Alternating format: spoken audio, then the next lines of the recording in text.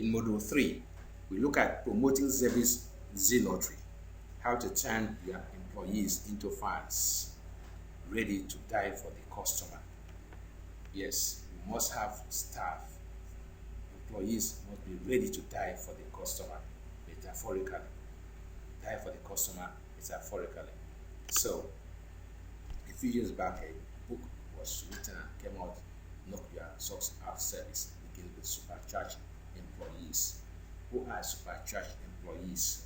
These are employees that are fanatical about their company.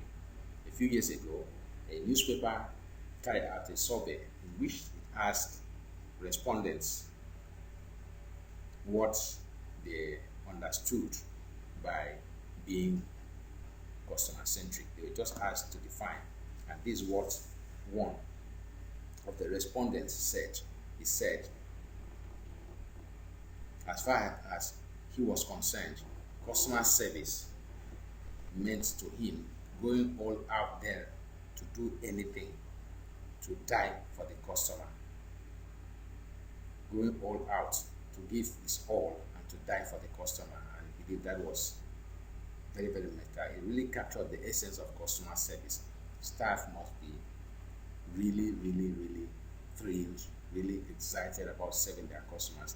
If you cannot get that, if you cannot select customers, employees that are willing to go out all out, the second mile, the third mile, the fourth mile, the 10th mile to serve customers, then you have not started. So promoting service zealotry really starts with getting those staff, getting those employees that are, by their constitution, by their genetic code, they are just humans, they are just people, they are people's people. People are willing to go out to die for the customer. So knock your socks out service begins with supercharged employees. So let's look at this further. Engaging hearts and minds. The one question you must ask every employee. This is critically important. This is very, very critically important. This apocryphal story, in fact, this iconic story really happened, and it is said that it was. I always ask my clients to ask their new entry, people at the point of employment, people in their interview as they are trying to enter the company, to ask this question. The one question you must ask every employee was actually asked by Steve Jobs. He asked John Scully, and there are many variants of this question. One of the variants was simply Steve Jobs trying to convince John Scully to join Apple. I mean, John Scully was a vice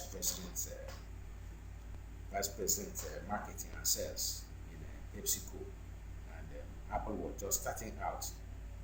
And didn't really have anything to his name. Because the venture capitalists wanted someone that knew how to market, how to sell. So Steve Jobs just had to go out there and look for someone, and he was trying to convince. Of course, that time, John Scully was really one of the hottest men in the marketing and sales world.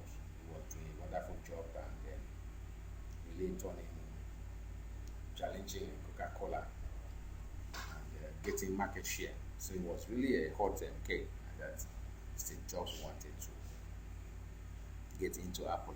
So it was said that after several attempts without success, in one of their final encounters, Steve popped out this question: when will you stop making sugared water and come join me, change the world? You must ask your staff this question. It's a question that is mind-blowing. It is a question that you just cannot afford not to ask your customers, ask your employees at the point of entry. If you do not, definitely. But this is the exact question that Steve Jobs asked.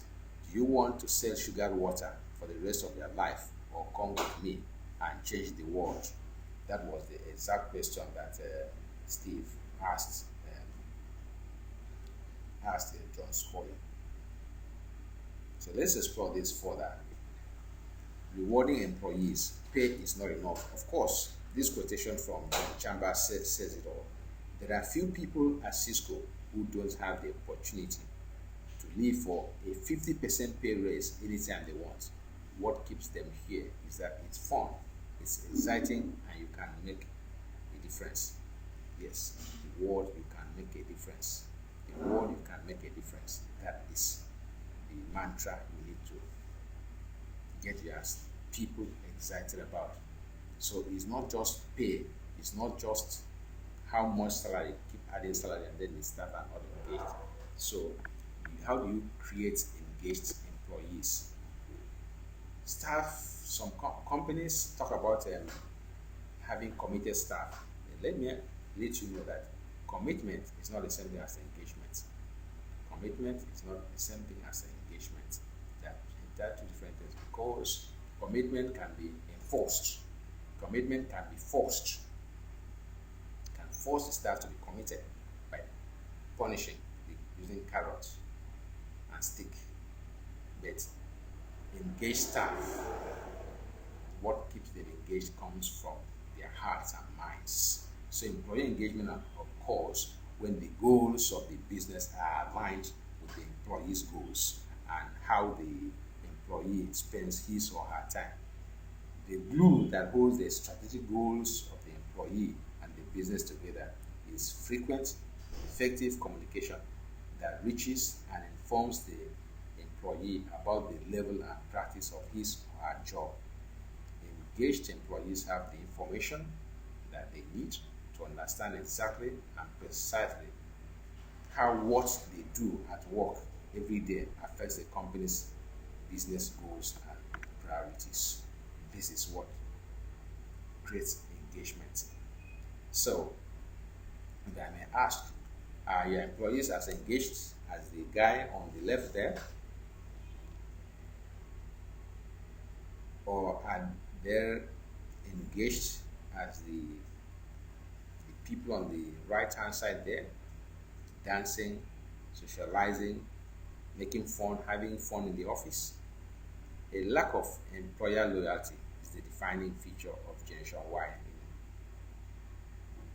These are people that were just born in this internet age, around 1980, 85.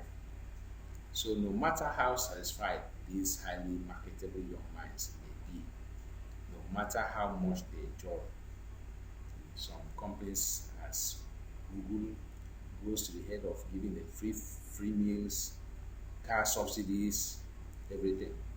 But let me warn you that no matter how much they enjoy the free meals and hybrid car subsidies, they will jump ship as soon as they get bored or get better offer elsewhere.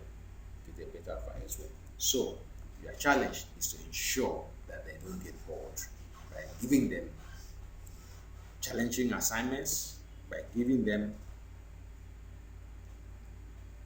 switching them roles, giving them early responsibilities.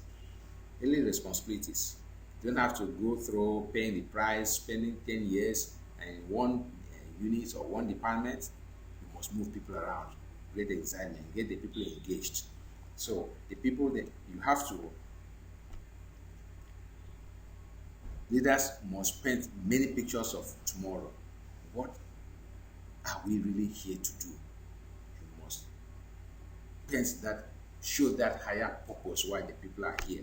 Because just pay that leads to pleasure is not enough. Chasing the next side, chasing the pay that creates pleasure is not enough.